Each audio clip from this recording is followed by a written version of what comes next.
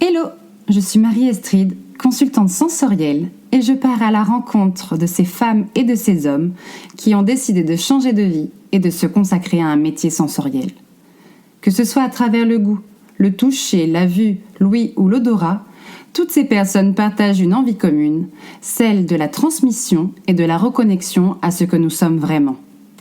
Partez à la rencontre de ces destins qui ont du sens et de ces passions devenues métiers. N'hésitez pas à partager ce podcast à toutes les personnes qui doutent et qui hésitent à se lancer dans leur projet de cœur. Artisans, le podcast qui vous montre une autre voie. Artisans. Artisans. Artisans. Aujourd'hui, nous partons dans un petit village près d'Angers à la rencontre de Anne. Rien ne l'a prédestinée à ouvrir une librairie indépendante et pourtant, elle ose en 2019 commencer à bâtir ce projet afin de valoriser et rendre accessible la culture en campagne. Partez à la découverte de son parcours, de ses doutes, épreuves et convictions. Je vous souhaite une très belle écoute. Bonjour Anne, merci beaucoup d'avoir accepté mon invitation. Bonjour Marie-Estride, merci à toi pour ton invitation. Je t'en prie, ça fait longtemps et j'avais vraiment hâte de t'interviewer. Est-ce que tu peux nous dire déjà comment tu te sens aujourd'hui ? Honnêtement, Oui. honnêtement, je me sens pas hyper bien parce que je suis très en colère, et très inquiète par ce qui se passe en France. Donc, je suis plutôt dans un état de grosse colère. D'accord. Et de grosse inquiétude. Voilà. Mais ça, c'est l'état général, voilà, dans lequel je me sens depuis quelques semaines, ouais. D'accord, oui, par rapport aux grèves et à tout au climat ambiant, quoi. Par rapport au déni de démocratie, que je trouve très inquiétant, par rapport aux violences policières, que je trouve très inquiétantes, par rapport aux libertés des associations qui sont mises à mal par le gouvernement, que je trouve très inquiétantes aussi. Donc, tout ça, ça m'inquiète énormément et ça me travaille énormément, en point de vue personnel, en tout cas, actuellement, effectivement. Oui, bien sûr. Oui, et puis surtout que ça doit aussi avoir des conséquences sur ton activité. Est-ce que tu peux nous dire déjà, alors, avant de parler de ton activité aujourd'hui, mais justement nous faire un petit flashback et te présenter de la manière dont tu le souhaites, soit sous forme de portrait chinois, soit d'un CV classique, parcours que tu as envie de nous partager. Alors, un petit flashback, ouais. Alors, si on revient, parce que Marie-Astrid et moi, on se connaît, on s'est connus dans une autre vie. On était toutes les deux dans une autre vie. J'ai l'impression que c'était il y a une éternité, Ouais, que c'est c'était, sûr. voilà. C'était tellement loin de ce que je fais aujourd'hui. Donc, on s'est connus dans le milieu de l'industrie. Moi, j'ai travaillé 15 ans dans le milieu de l'industrie pour des gros industriels, tant sur le terrain que ensuite dans des sièges. Et au bout de 15 ans de cette vie-là, en fait, ça n'allait plus du tout. Je me retrouvais pas, ni dans ma vie. Puis ça avait des impacts sur ma vie personnelle. Je me retrouvais pas. Et puis voilà, il y avait un mal-être latent. Alors, ce qu'on appelle le burn-out aujourd'hui, le fait de plus en pouvoir, c'est le fait de s'ennuyer aussi, puis de pas se retrouver dans les valeurs de notre métier, dans ce qu'on fait, d'avoir une mauvaise conscience. Et donc, voilà, au bout de 15 ans de cette vie-là, j'ai décidé de commencer à vivre ma vraie vie, de retrouver quelque chose qui était en adéquation avec mes valeurs, avec de la bienveillance, avec des choses que je retrouvais pas à l'époque. Oui, et donc j'ai ouvert ma librairie il y a 3 ans. Donc je suis maintenant libraire. Oui, parce qu'il faut le souligner, l'industrie dans laquelle nous nous sommes rencontrés est l'industrie pharmaceutique, pour ne citer que cette grosse industrie et le lobbying français et mondial. Et effectivement, les virages que l'on entreprend d'un point de vue professionnel sont souvent aussi une recherche d'alignement avec ses valeurs personnelles, de faire coïncider ces deux vies, enfin ces multiples vies, mais ces deux dualités et qui aujourd'hui n'est plus du tout une dualité pour toi, mais là, quand tu travaillais pour ces gros industriels, en fait, tu partageais pas du tout ces valeurs au niveau perso. Et parce que je rappelle que tu as ouvert en février 2020, donc juste avant la pause mondiale, pour ne pas rentrer dans ce détail-là non plus. Qu'est-ce qui comment t'en es venue à ouvrir une librairie ? Comment tu as réussi à te dire, bah, alors je change de vie et c'est ce vers quoi je veux aller? Ouais, quelle idée, hein, parce que c'est vrai qu'à un moment, on réfléchit, on dit, mais vers où aller? Et puis en fait, il y a ce, ce-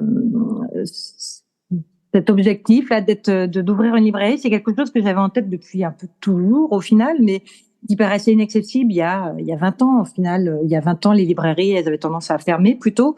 Il y avait la Fnac qui arrivait, il y avait les centres culturels qui arrivaient. Amazon n'était pas encore là, mais après Amazon est arrivé, évidemment.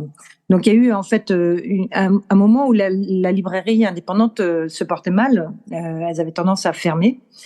Et en 2019, en fait, quand j'ai réfléchi à ce que je voulais faire, je me suis rendu compte qu'actuellement, il y avait, à l'époque, les gens revenaient sur des commerces de proximité, recherchaient du contact humain, des valeurs pareilles, et revenaient à des choses un peu plus proches et plus voilà, où il y avait de la vie, il y avait du contact. Donc il y avait eu toute une étude de marché que j'ai faite pour voir si mon projet pouvait effectivement tenir la route, parce que non seulement j'ai ouvert une librairie, mais j'ai ouvert une librairie en milieu rural. Je suis dans une commune de 9000 habitants, donc en plus je suis vraiment ouvrir une librairie en milieu rural il y a quelques années, c'était complètement ouf. Et aujourd'hui, en fait, la raison l'actualité m'a donné raison, parce que il y avait un réel besoin de retrouver du sens, du contact. Les gens aujourd'hui, voilà, après avoir été déconnectés tellement longtemps, on sent ils veulent quelque chose. Ils veulent parler entre eux, ils veulent échanger. Voilà, tout ce qui est grande surface aujourd'hui n'a plus le vent en poupe. Euh, et euh, Ça se voit, parce que dans les Pays de la Loire, moi je suis dans les Pays de la Loire, en 2021 et 2022, il y a eu chaque année 11 nouvelles librairies créées, donc 22 sur 2 ans. C'est énorme. C'est énorme, c'est super. Non, c'est génial parce que du coup, bah, ça te donne raison, effectivement. Mais je trouve ça génial, effectivement, avec les gros mastodontes sur Internet. Amazon en fait partie, bien évidemment. Puis, comme tu disais, tu as le côté aussi médiathèque qui pourrait être aussi une concurrence pour toi. Mais aussi dans ton lieu, ce que les gens ne savent pas encore, c'est que tu as un salon de thé aussi où tu fais pas mal d'ateliers aussi, il me semble. Ouais. Alors, la grande chance qu'on a en France, et faut le mettre en avant, c'est que Jack Lang a mis en place une loi en 1981 qui fait qu'il y a un prix unique sur le livre. C'est quelque chose de très franco-français. On est protégé en France. Les librairies indépendantes sont protégées grâce à cette loi unique du livre, c'est-à-dire que le prix du livre est partout la même, et c'est l'éditeur qui impose son prix, en fait. D'accord. Donc ça nous permet effectivement de lutter contre des Amazon, contre des gros mastodontes, puisque on a les mêmes prix que là-bas. Que sur des grosses plateformes. Donc ça, c'est important de le dire. On a le droit de faire 5% de remise maximum et pas plus. Donc c'est très réglementé, comme le milieu du livre est très réglementé. Les médiathèques sont pas du tout des concurrentes. Par contre, là, c'est vraiment des partenaires. On travaille en tant que libraire avec les bibliothèques alentour. Donc l'idée, c'est justement de travailler avec les autres partenaires du livre, de la culture, pour plébisciter la lecture au plus grand nombre. Et oui, donc j'ai effectivement une partie salon de thé en plus de la librairie. Donc ma librairie est une petite librairie de campagne. La partie librairie doit faire 70 mètres carrés, ce qui représente à peu près 8000 références différentes. D'accord. C'est une librairie généraliste. Et ma volonté quand j'ai créé le lieu, c'était vraiment d'avoir un lieu pour tous, et de désacraliser un peu la librairie, que les gens n'aient pas ce côté élitiste quand ils rentrent, n'aient pas peur de rentrer dans la librairie. Et donc le côté salon de thé a permis aussi de permettre de toucher une autre personne, une autre type de clientèle. J'ai des personnes qui viennent uniquement pour le côté salon de thé, boire une bière, boire un thé, boire un café. J'en ai d'autres qui vont faire les deux, etc. Mais c'était l'idée aussi d'avoir un lieu où on peut se retrouver en famille, seul. Des femmes seules peuvent venir aussi, sans avoir peur d'être embêtées, d'être enquiquinées, comme on peut l'être dans certains lieux. J'ai des enfants qui viennent aussi tout seuls prendre un goûter. Il y a des jeux à disposition, donc ils viennent. Ah, c'est chouette. Ouais. Donc c'est vraiment l'idée d'avoir un lieu de vie. Et puis alors, les gens, voilà, je suis en village, hein, donc les gens se connaissent, se retrouvent. Et après la période de Covid, c'est des lieux qui sont, je pense, de plus en plus plébiscités. Effectivement, par des lieux où on puisse revoir les gens et se reconnecter à eux. Ouais, ça donne très, très envie, justement, de recréer du lien. Et souvent, les zones rurales et les petits villages sont souvent délaissés. Et le seul bar qu'il peut y avoir, tu le dis très justement, ça va être le PMU du coin. Alors, il y a des PMU qui sont très bien, mais c'est vrai qu'en tant que jeune femme ou femme, tu vas moins dans un PMU pour boire un petit café, disons-le. C'est ça, c'est Donc, ça. c'est moins avenant qu'une librairie où tu sais que tu es comme à la maison et que Exactement. tu peux être sereine, soit juste pour boire un verre, soit pour découvrir des nouveaux auteurs. Et je sais que ouais, tu essayes aussi d'apporter vraiment ta touche et d'être encore plus ancrée dans tes valeurs avec des typicités de thèmes plus affranchies, entre guillemets, une volonté de proposer des lectures alternatives peut-être. Ouais, c'est toute l'importance de la librairie indépendante par rapport au gros groupe, justement. C'est que tous les livres qui sont dans la librairie sont sélectionnés un par un. Donc, effectivement, il y a les thématiques que je porte et qui me paraissent importantes, que ce soit la tolérance, l'ouverture aux autres, l'intersectionnalité, l'écologie. Il y a beaucoup de choses qui sont des thématiques qui sont importantes pour moi, effectivement. Et une librairie indépendante, au final, à mon sens, est une librairie engagée, au final, puisque on porte les valeurs qui nous sont chères via le choix des livres qu'on met en avant. Il y a des livres que je n'aurai jamais en rayon, que je peux avoir à la commande, mais que par choix, je n'aurai jamais en rayon. Et ça, c'est important. Et c'est important aussi de mettre en avant des petites maisons d'édition. Ça, c'est tout le rôle aussi de la librairie indépendante, donc de mettre des maisons d'édition locales, indépendantes, voilà, qui n'ont pas la visibilité des mastodontes, justement, des gros groupes de maisons d'édition. Et c'est notre rôle à nous, en tant que petite librairie ou librairie indépendante, en tout cas, de les mettre en avant et de faire venir leurs auteurs, d'en parler, de faire des coups de cœur dessus. Donc oui, c'est chouette. Ouais, c'est chouette, ouais, c'est chouette et ça fait porter des valeurs qui sont tellement saines au final et tellement, voilà, c'est vrai que les gens quand ils viennent à la librairie, voilà, on porte des choses qui sont, ce que je disais tout à l'heure, hein, de la bienveillance, de l'ouverture, de la tolérance et les gens quand ils rentrent dans la librairie, ils sont détendus et ils sont bienveillants et ça contribue à un climat, à une atmosphère qui est super agréable et de travail. Et pour les gens, quand ils viennent, ils sont contents aussi. C'est vrai qu'on les sent détendus et ça, c'est bien. Oui, ce que tu disais, c'est très juste et puis je l'ai un peu abordé tout à l'heure. Avant, il y avait vraiment un clivage entre ta vie professionnelle et ta vie personnelle. Aujourd'hui, est-ce qu'on peut dire que ta vie professionnelle, elle fait partie intégrante de ta vie personnelle, vu que c'est ton bébé, c'est ta librairie. Est-ce que tu arrives en tant qu'entrepreneur à garder du temps quand même, juste pour du perso, ou cette activité est ton projet de vie, tu vois? Alors, elle est un peu chronophage. Aujourd'hui, j'avoue que que c'est assez chronophage. Après, c'est vrai que comme les conditions de travail sont super agréables, on va toujours avec plaisir au travail. Hein. C'est pas comme voilà le blues du. Alors pas moi, je suis fermée le lundi, mais le blues du lundi soir, je ne le connais pas. C'est toujours un plaisir de venir travailler. L'autre avantage, c'est que c'est un lieu qui est agréable pour les enfants. Donc mes enfants, quand ils ont fini l'école, ils viennent à la librairie, ils ont les livres à disposition. Donc c'est un lieu qui est accueillant, qui est child friendly. Ouais. J'arrive plus à parler anglais, tu vois. C'était nos habitudes avant de parler en anglais. Aujourd'hui, j'ai plus l'habitude. Mais c'est bien, ça veut dire qu'à tourner la page. T'as vu, j'ai complètement tourné la page. Mais les enfants sont les bienvenus. Donc il y a le côté où ma famille peut venir sur mon lieu de travail. C'est génial ça. C'est pas dérangeant. Mais effectivement, par contre, c'est un peu chronophage. Je rentre tard le soir, les week-ends, ça tient un jour. En fait, c'est juste le dimanche. Donc, ouais. C'est vrai que ça c'est le revers du commerce. Oui, tout à fait, de ce projet-là. D'un commerçant. Les commerçants, en règle générale, n'ont pas de week-end et ont une vie de famille un peu plus compliquée. C'est de l'organisation interne. C'est ça. Et justement, tu parles de ta famille, on va extrapoler à tes proches. Tu t'es sentie soutenue dans ce changement de vie, de carrière? Uniquement par mon conjoint. Heureusement qu'il était là.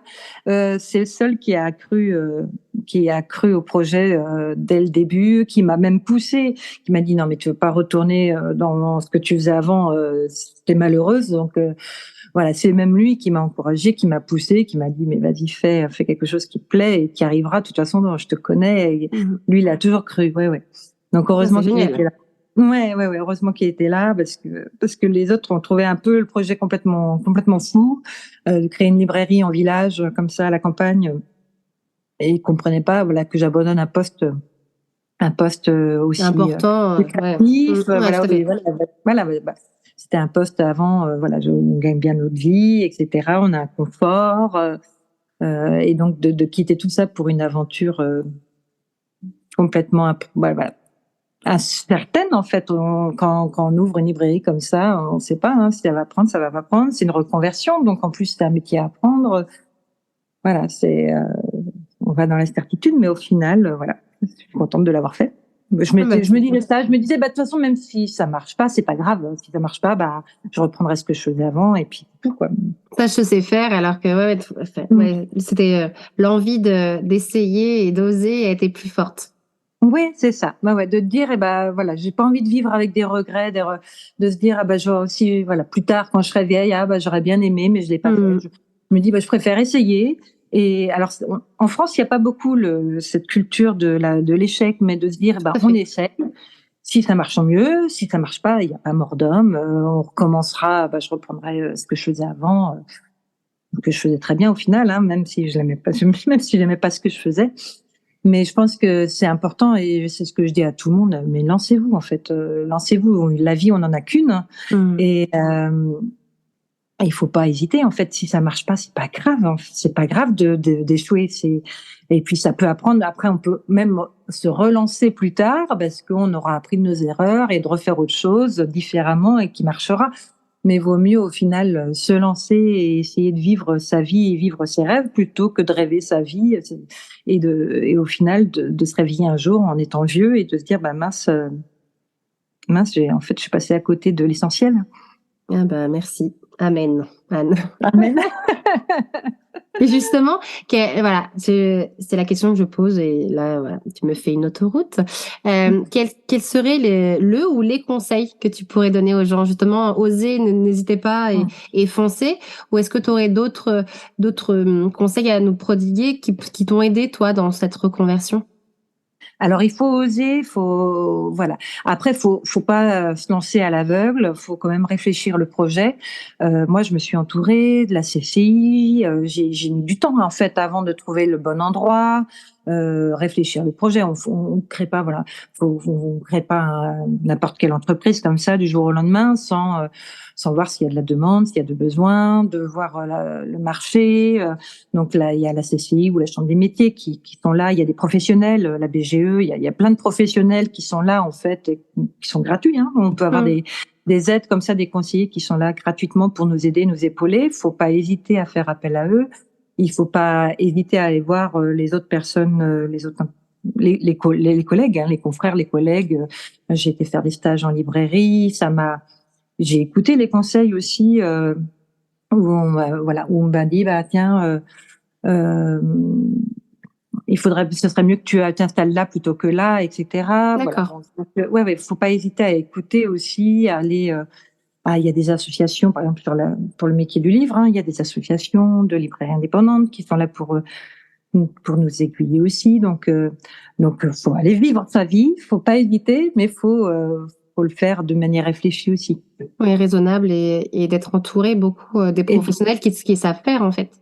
Exactement, qui savent faire, parce qu'un projet comme ça se monte, et il faut un plan d'investissement, voilà, il y a plein de choses auxquelles on pense pas en fait quand on monte son entreprise. Déjà, savoir par où commencer, etc. C'est assez compliqué. Donc c'est vrai que d'avoir des professionnels qui nous guident et puis qui nous disent mais est-ce que vous avez pensé à ça? Non. Et puis ça, vous avez non, je n'y avais pas pensé, etc. Donc il y a plein de choses auxquelles on ne pense pas quand on est une personne lambda comme ça. Un salarié classique en fait. Là, c'est ça, plein de choses auxquelles on ne voit pas, des charges, des impôts, Et justement, quand tu as eu peur ou tu as eu des doutes, notamment, tu allais ouvrir en février, tu as ouvert en février 2020, Ouais. refermé fin mars 2020, est-ce que tu as eu du soutien ou tu as fait quelque chose pour justement ne pas être pétrifié dans la peur de se dire ça marchera jamais? Alors oui, ça c'est vrai que tous mes plans d'investissement, etc., j'avais pas prévu le Covid. C'était un peu, voilà, c'est le truc qui nous tombe dessus, auquel qu'on n'imagine pas du tout. Et puis alors moi, j'étais vraiment je venais d'ouvrir, j'étais à fond, donc les écoles venaient de fermer, j'étais là, mais les écoles sont fermées, donc il va falloir que je fasse des ateliers pour les enfants, pour les occuper, parce que toute la journée, mais je n'avais pas du tout imaginé que j'allais fermer derrière. C'était pour moi inimaginable. Donc c'est une amie qui m'a dit le samedi soir, t'es fermée. Je fais comment ça? Je suis fermée. Non, non, non, non, non, je ne suis pas fermée, pas du tout. Tout le monde, mais Et pas moi. Moi, je m'en fous, je reste non, ouverte. non, non, non, oui, non, c'était pas possible. Bon, alors forcément un choc, Bien sûr. et bon, au final, après on relativise, on dit bon, on est tous fermés quelque part, donc on est tous sur la même. Voilà, ça permet aussi de relativiser et de se dire c'est pas que moi, on est tous dans le même bain. Et le premier mois, j'ai pas fait grand chose à part bouquiner, ce qui m'a permis de rattraper beaucoup de retard, de lire, de me reposer aussi, parce qu'une ouverture d'un magasin, c'est épuisant, de monter son entreprise. Et puis le deuxième mois, on a eu l'autorisation de faire du click and collect, de la vente à emporter. Donc voilà, j'ai fait un site internet vite fait où je montrais les livres que j'avais en stock. C'était un peu voilà. Du bricolage. Oui, complètement, mais ça des clientes qui ont pleuré pour me remerciant, parce que d'avoir des livres, d'avoir un contact, c'était important pour ces personnes seules. Et au final, ensuite, 2020-2021, pour le monde du livre, ça a été des années juste incroyables. Il y a eu un énorme soutien aux librairies indépendantes, un énorme soutien aux librairies, magasins essentiels. Donc, on n'a jamais autant entendu parler de librairies dans les journaux, à la radio, à la télé. Soutenez vos libraires. Donc les gens ont fait la démarche de chercher une librairie indépendante près de chez eux. Ils m'ont découvert. Donc j'ai beaucoup de clients et de clientes qui m'ont découvert pendant le confinement et pendant cette période. Et les gens avaient du temps aussi pour lire. Donc ça a été une opportunité en fait. Ça a été au final. Voilà. Ça a été compliqué à gérer parce qu'on ouvrait, on fermait, on ouvrait, on fermait. Fallait toujours se réinventer, on fait la vente à emporter, etc. Bon, voilà, c'était un peu, on ne savait jamais trop à quelle sauce on allait manger. Le salon de thé était tout le temps fermé. Après, il y avait le pass sanitaire, etc. Donc, c'était pas des plus évidents. Mais ça a permis de faire de la communication et de me faire découvrir, on va dire. Et j'ai mis en place avec plein de producteurs locaux, des partenaires, un service de livraison. Donc moi je livrais par exemple un verger pas loin, ou des camions qui retransmettaient à leurs clients, etc. Donc même les gens qui étaient à plus de 10 km pouvaient avoir accès comme ça à une librairie indépendante.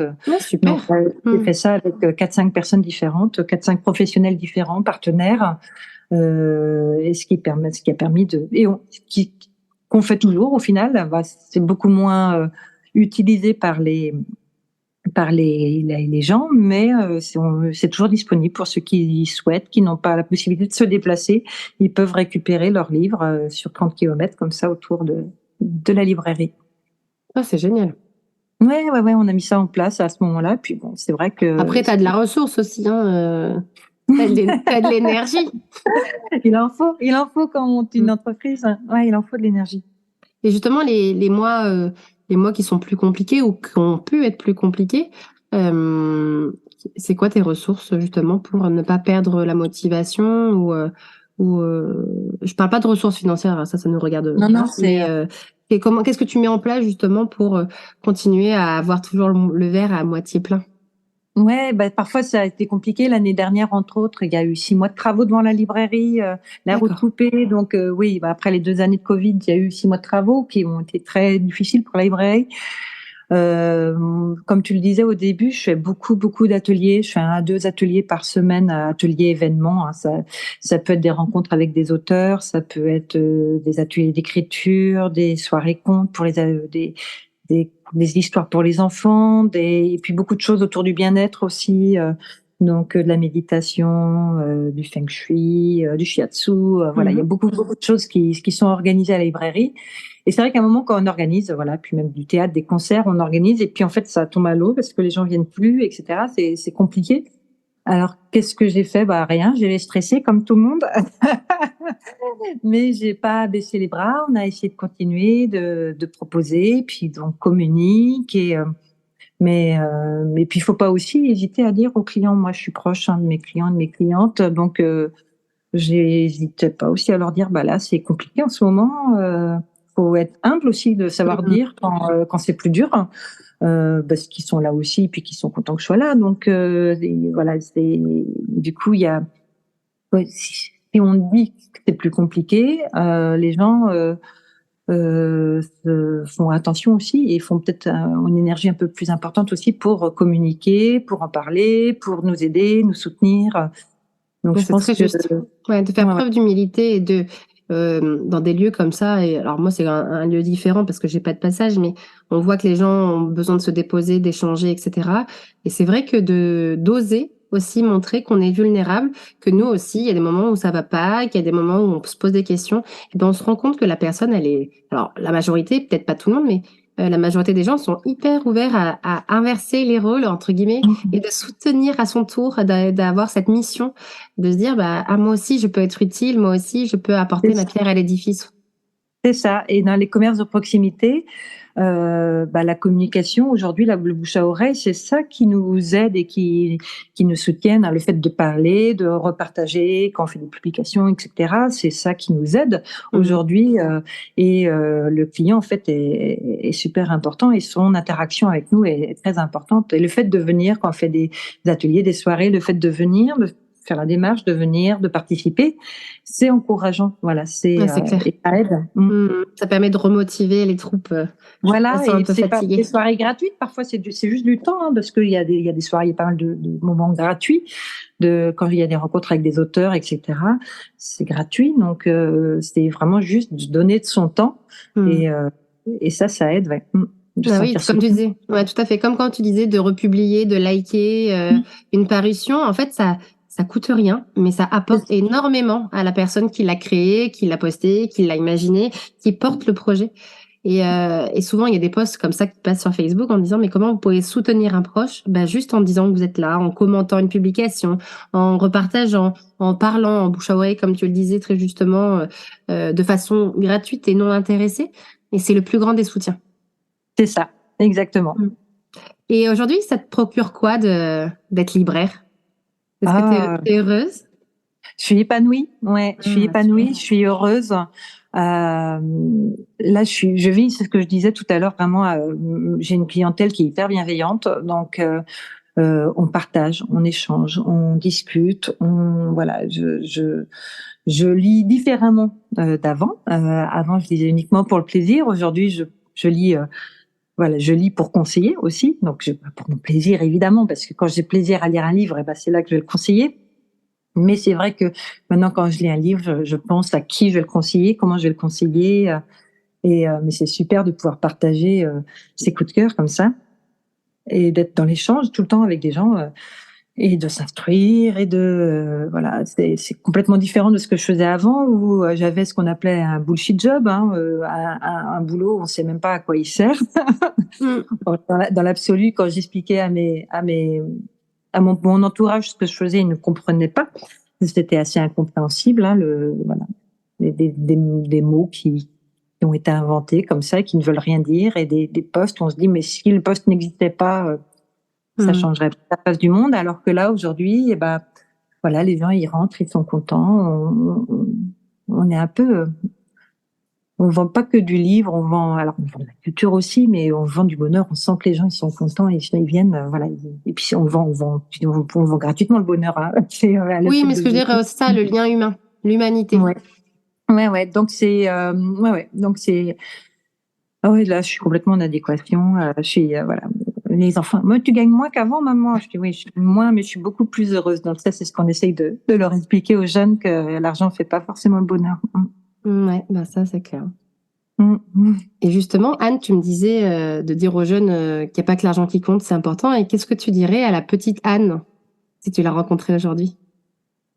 À la petite Anne, je pense que je lui dirais exactement ce que je dis à mes enfants aujourd'hui, de vivre leur vie à fond et de faire un métier qu'ils aiment, peu importe effectivement, peu importe si, peu importe si c'est un métier qui est rémunérateur ou pas, mais de vivre vraiment la vie à fond et de pas avoir peur en fait de suivre les rêves, de suivre ses rêves. Bon, après, la petite Anne, elle était heureuse déjà, hein, mais et puis au final, malgré le parcours un petit peu comme ça. Je renie pas les 15 années de vie dans l'industrie, parce que ça m'a appris beaucoup de choses qui m'ont permis de faire un peu le ciment de ce que je suis aujourd'hui et qui m'ont permis d'ouvrir cette librairie aujourd'hui. Donc je vais pas renier sur tout ce que j'ai appris. Ça a été hyper formateur aussi. Mais ouais, à la petite Anne, voilà, ce que je dis à mes enfants aujourd'hui, c'est faites un métier qui vous éclate vraiment et faites un métier qui vous ressemble et qui a vraiment une valeur pour vous, voilà, faites un métier qui vous plaît, tout Oui, et simplement. puis aussi de leur dire, et vous pouvez changer quand vous voulez. Mais oui, en plus, vous pouvez, c'est ça qui est bien parce que, mais déjà, notre génération, moi voilà, j'ai une quarantaine d'années, 43 ans. Déjà, notre génération, on est une génération où on a changé, voilà, il y en a peu, qui ont fait le même métier toute leur vie, contrairement à nos parents et nos Tout à fait. grands-parents. Et je pense que les générations à venir seront encore plus, auront encore la chance de découvrir Mille vies. plein de métiers, complètement, plein de métiers différents, complètement, voilà, qui peuvent avoir rien à voir entre eux. C'est une grande richesse aujourd'hui de pas faire toute sa carrière dans une seule et unique entreprise. Et au même poste, ouais, tout à fait. Au même poste. L'adaptabilité et les compétences qu'on acquiert. Et même si il y a, entre guillemets, un échec, ce qu'on appelle échec en France, et comme tu le disais très justement, ce que j'appellerais moi expérience. Mais effectivement, on apprend énormément à chaque expérience de vie, qu'elle soit bonne ou mauvaise, et de reprendre, de savoir aussi ses limites, de connaître ses limites et de se mettre en sécurité aussi. C'est important ce que tu disais. On peut vivre notre vie à 100 à l'heure ou au gré de nos envies, mais il y a aussi une notion de sécurité, qu'elle soit sanitaire ou matérielle ou financière. Mais voilà. Mais ça, après, chacun fait bien ce qu'il veut avec sa propre vie. Et puis sa notion de sécurité pour chacun est différente. Tout à fait.